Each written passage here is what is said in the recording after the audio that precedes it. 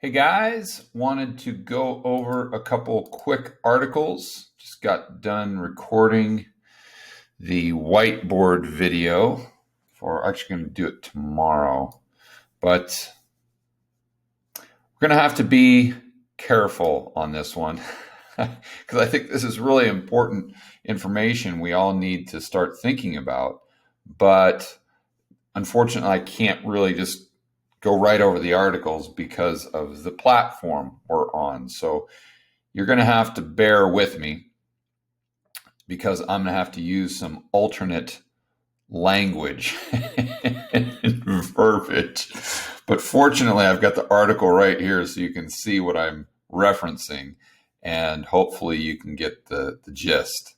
So Trader Joe's, Dollar General, and others are paying workers to get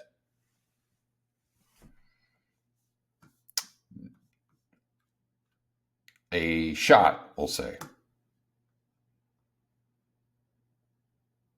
Growing number of grocery stores are adopting a novel approach to get in the race to get their workers a shot for the cerveza sickness, providing pay incentives. And this CEO of Aldi, United States, is quoted as saying, providing accommodations so employees can receive this critical shot is one more way we can support them and eliminate the need to choose between earning their wages and protecting their well-being. So the first question I have is, why would we have to pay someone to do this? If there was that much of a health advantage, or if there was that much of a health benefit, would we really have to pay people to do it? I don't know.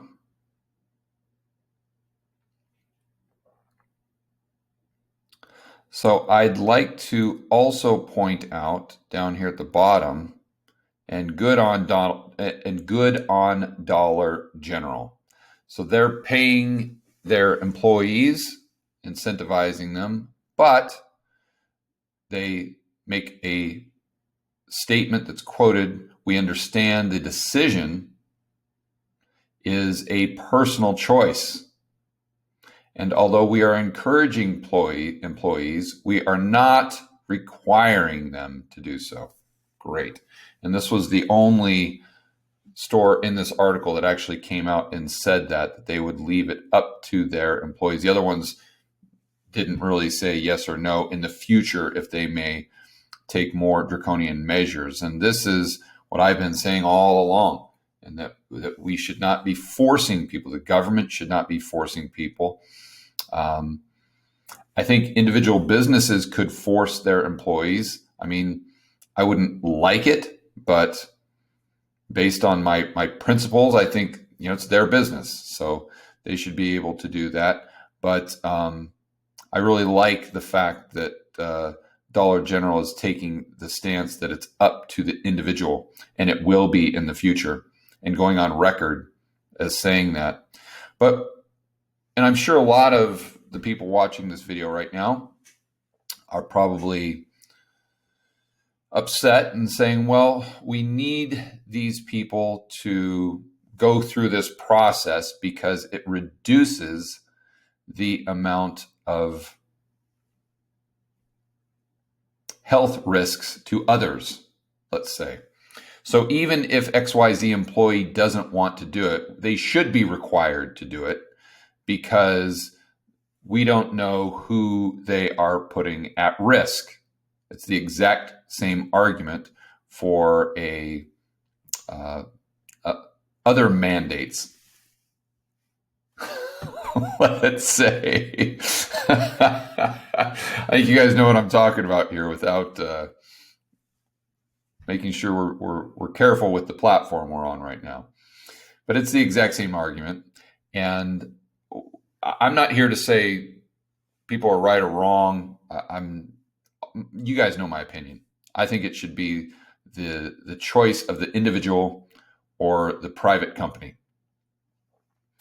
But one thing I want to point out that I'm really trying to think through myself, and maybe you guys can help me figure this out, regardless of what your opinion is on the subject.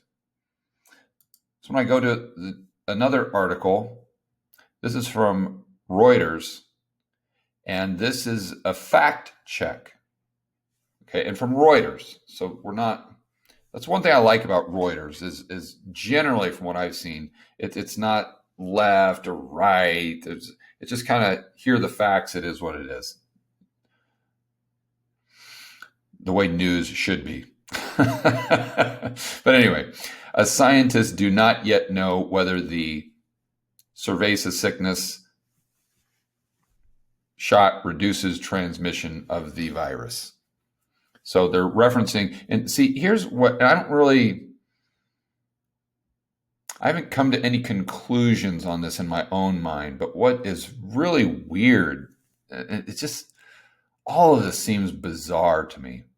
As an example, a Facebook post shared hundreds of times since January 15th. Hundreds of times? Like, are you kidding me? Like, are we really fact checking things that have been shared hundreds of times? I mean, millions of times. Okay, I get it. Maybe hundreds of thousands of times. Maybe, okay. But hundreds? like, where do you draw the line and say, okay, this is completely irrelevant because it's only been shared once or twice? I mean, where is that line if we're doing this at quote unquote hundreds? I mean, 200 times? You see where I'm going with that. And I don't have any definitive idea. It's really got me thinking, like, what is going on here? Moving on. Claims that cerveza sickness shot does not prevent transmission, meaning those people will effectively become silent spreaders. And they're using this as an argument against introducing health passports, which I think is kind of a bizarre take, because, I mean, I would argue against health passports from a standpoint of number one, liberty and personal freedom, but privacy maybe, but also that, well, I'll get into it further down the article, but oddly enough, they're not using it. They're using this, the people who did this Facebook post, as a way to say that we need more of a police state, not less of a police state. The post reads, so what's the point in a shot vaccine or shot health passport if the shot don't even stop transmissions? So the people who receive the shots are going to be the silent spreaders, putting the people who don't receive them at risk. Hashtag quarantine and you guys can read the rest here. So I don't really understand the person who's doing this Facebook post, because, I mean, they're arguing just quarantine everybody. But if that's the point, then why are we doing I guess, yeah, I don't know. I mean, who knows what their thought process is there? Maybe you guys can help me out in the comments, because I'm at a loss for this one. But let's get to the point here. So here's this is Reuters again, and this is when it goes back to kind of the fact check part. Meanwhile, there is currently no conclusive evidence to claim shots stop people from spreading, nor is there for the opposite. So they're saying, we just don't know. So how can that be? Scientists do not yet know whether shots will reduce transmission because this was not tested in trials. Instead, they found candidate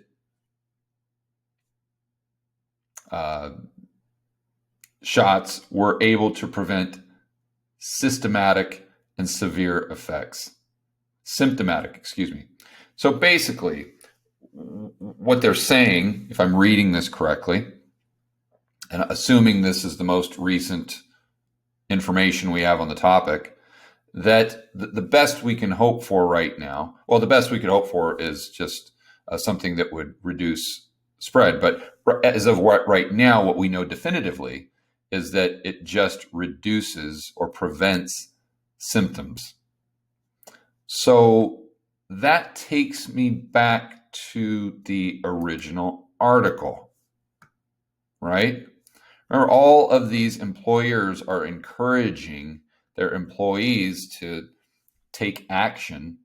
And someone would argue, my guess is someone would argue that was in favor of this being mandatory, that we have to do this because if they don't, it shouldn't be their choice because they're maybe inadvertently putting other people at risk, which is the argument for that mandate as well. But according to routers, we don't know. It could put just as many people at risk. So that would lead you back to the question, why would a business force this upon their employees or even suggest it in the first place? And I don't know if you guys can see this on the side. Let me try to highlight it. Another article, should the government pay people to get shot? Some economists think so. Well, why? Why shouldn't we just leave it up to people if it just stops symptoms? If shouldn't that be a decision that someone makes on their own? And I realize it's just saying paying, but I mean, if there was that much of a health benefit, would we really need to pay people to do it?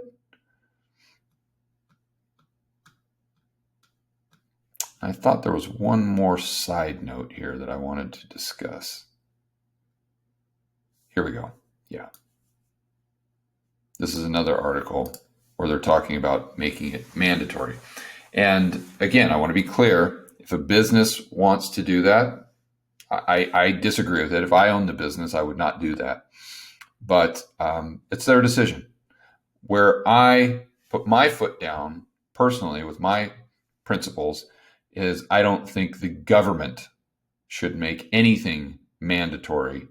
They should take the approach of Dollar General and saying that we would encourage people to do this, but at the end of the day, it's their decision. And we're not going to restrict anyone in any way, shape, or form. They're still going to have their same rights, their same freedoms, their same liberties that they had, regardless of what decision they make. And at the end of the day, that's what principles are all about. Like we like to think that as people or as libertarians or whatever your belief system is, that, oh, I'm a principled person. But what's odd is that most people seem to be principled only with people who agree with their own personal narrative. And if someone disagrees, well, then my principles don't apply to them. Freedom of speech is an example. And let me just piss off everyone right now. So those people on the left could argue that let's just say there's people on the right being deplatformed for things they have said, and the people on the left that disagree with the people on the right, this tribalism, this religious tribalism, they say, oh, that's good. That's good. We shouldn't have freedom of speech. We should limit it to protect society. We should have a new type of freedom of speech that really doesn't encompass everything, because it's dangerous for society.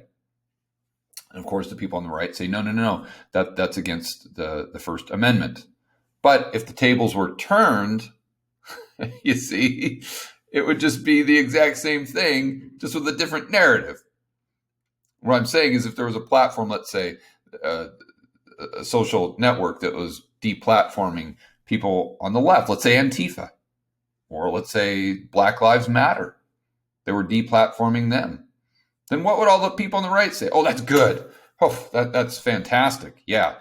Well, I mean, we need freedom of speech, but well, not that speech. They'd be saying the exact same thing. And then the people that got deplatformed, or the people that agreed with that narrative, would be saying the same thing that the people on the right are saying now. They'd be saying, oh, First Amendment, you can't choose what is free, what should be free speech based on what your political views are or what your narrative is. You see, so my point is that neither side, most people aren't principled at all. The only time that they're principled is if the principles fit neatly into their worldview and into the political narrative they agree with. And both sides are just as guilty. So my point is, if we truly want to take the high road, I think is the best way to say it, and if we truly want to have ethics and principles and morals, they should apply to the things we agree with, but they should also apply to the things we disagree with.